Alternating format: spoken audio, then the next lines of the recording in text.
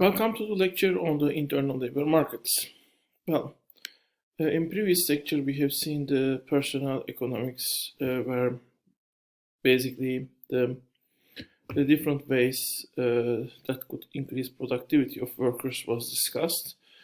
Internal labor markets is rather a different aspect of what is happening inside of the companies, which is basically fulfilling the job positions that exist in the market from the labor force that is already employed inside of that company. And internal labor markets was something that was not always there. At least for a significant portion of the workers of the company, promotion options are not available necessarily throughout the history. But recently, at least for the skilled jobs, and for the most of the as the significant portion of the workforce becomes skilled, the internal labor markets has become more important for the workforce. Here we will just look again, just like the previous part, a peek to the internal labor market case.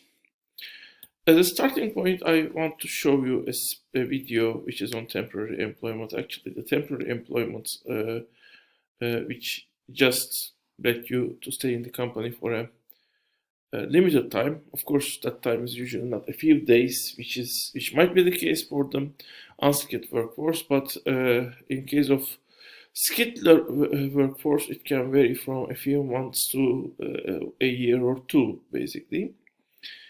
And you can see the temporary employment praised here, which the things that are told in the video are, of course, not wrong. You can put your foot on the door of the company, and then maybe your temporary position will lead to a permanent position in the future. But the other point is as permanent jobs in the company are increasing and turning to temporary jobs. And when this is the trend, let's say, you can check whether this is a trend or not. So it might be more difficult for people to find a permanent job anywhere, including the company to which they have put their foot. And in some cases, companies are they say, this position you have has nothing to do with any permanent job, because they don't want to this discouragement to be a factor. So they warn the potential workers from the very beginning. And also nowadays, actually, there is a praise in these independent workers that are working from one company to another company whenever the need arises. Although this was the case also for the unskilled workforce who came to the cities from the villages at the first time in the 19th century, and in developing countries also today. Today there's a job at the dish to wash dishes. Then there's another job for a few weeks. Then there's another job. You switch from job to job. So unless you are selling nothing else but your labor power, not being a permanent employer, permanent worker doesn't necessarily give you freedom. You might still be very much, you might be basically very much dependent on the working conditions that are offered by the company you are working for. This is unless maybe your skill is very, very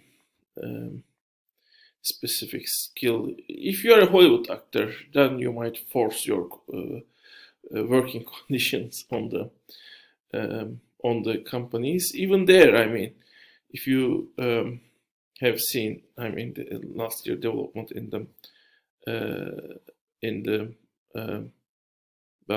actors in the TV series in Turkey, recently. I mean, many of the very famous actors who are playing in the series are very unhappy with the working conditions they have, even though they are the very famous faces in those series. I mean, they have high bargaining power, basically. They have highest bargaining power compared with other workers who are working for the series, like the ones that are making the makeup or setting the light or setting the decor, for example. Anyway, this temporary employment and this whether recent temporary employment opportunities are beneficial for the people is a big discussion in economics and beyond also. But let's continue.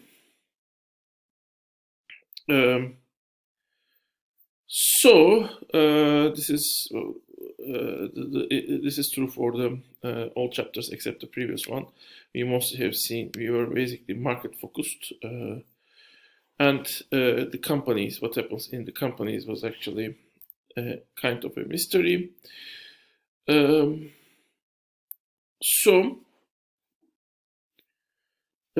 Well, especially starting with 20th century and when you have skilled labor force, if detecting skills becomes more important, jobs become more difficult to supervise, especially the high-end positions and skilled jobs, well, especially if someone's working on the computer. Well, in that case, buying and selling labor power, I mean, getting a worker with the skill sets and abilities and willingness you are demanding,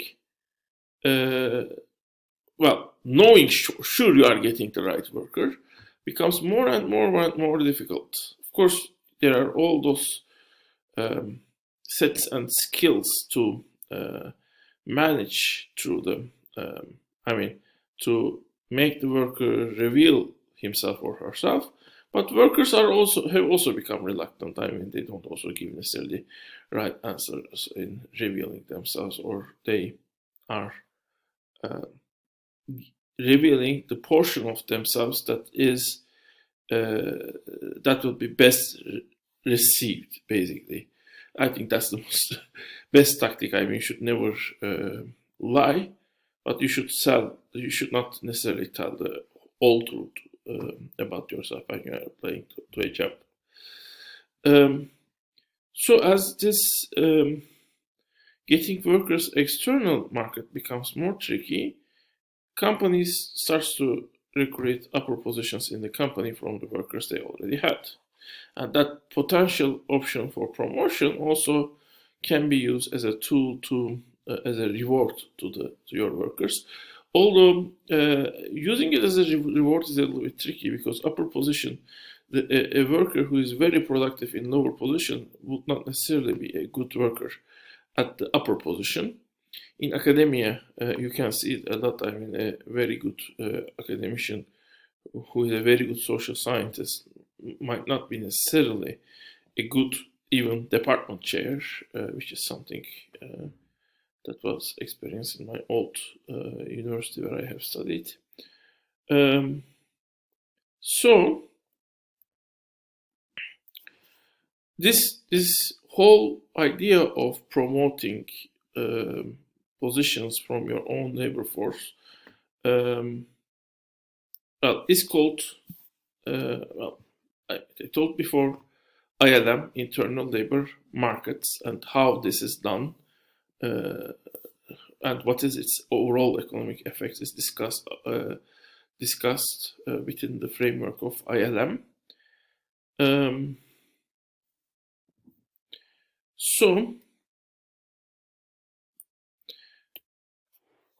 Well, these slides are actually from the previous part, so I may need to delete them. But these are the difficulties of, well, kind of they are related, because these are all difficulties of finding right worker and making right contract, because it's difficult to measure the performance, and also there are some void parts, basically. So the more a worker works for the company, the more you know that worker, from the smallest instances. you meet with that worker. But if you the worker works for your company for a very short time, for a year, for example, then you know that worker less. And that's the case actually also, even if the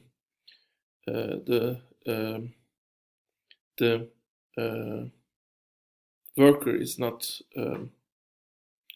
promoted in your company, at least the same worker also tends to work for more for the company.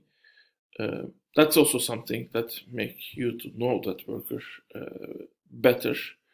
And when this detecting the productivity is difficult, this might also be a tendency. The total number of years a worker works for the company is actually called tenure of that worker. And we will also look to that variable in this part. So again, this is another crack in the door we are looking through. And we should note that all this ILM case, and also to some extent the increasing increasing difficulties in increasing productivity of workers, especially when they are skilled, has lead to creation of human resource departments. And human resource departments are pretty much they deal with hiring workers, but they are also dealing with the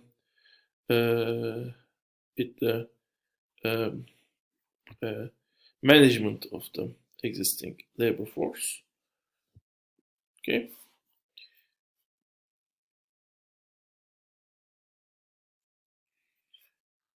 Okay, internal labor market as a concept.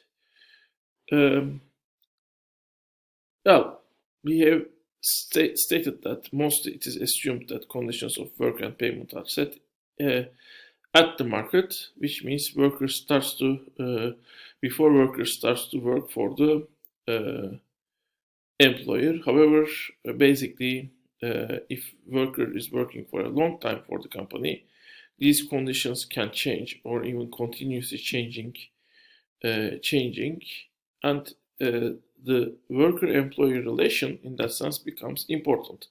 We might actually say that even if the worker is working for a short time, still worker-employee relation might be important because again, however, the ideal conditions are real conditions that are existing between the employer and worker are realized in the workplace, and that realization depends very much on the status differences and realities of the factory place, and those realities are even might project back to the marketplace and shape the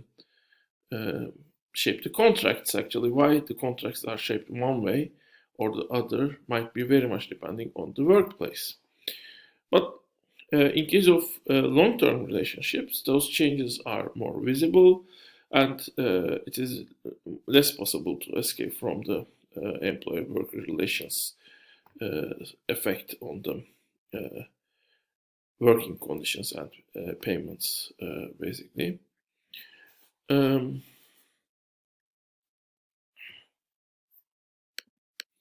Well, since market is the dominant part of the mainstream economics, I mean, it is the main element that is studied and known more.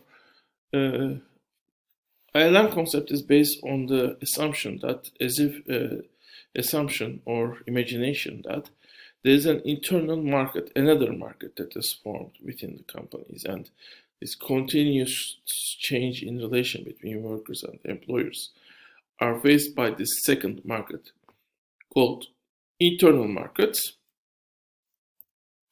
As we have told before, ILM usually emerges when basically first employer-worker relations last longer if hiring costs are high, or if productivity of workers increase when workers work more for the company. So firing the worker means you will get a more inexperienced workers, basically. So we will continue with ILM in the next part.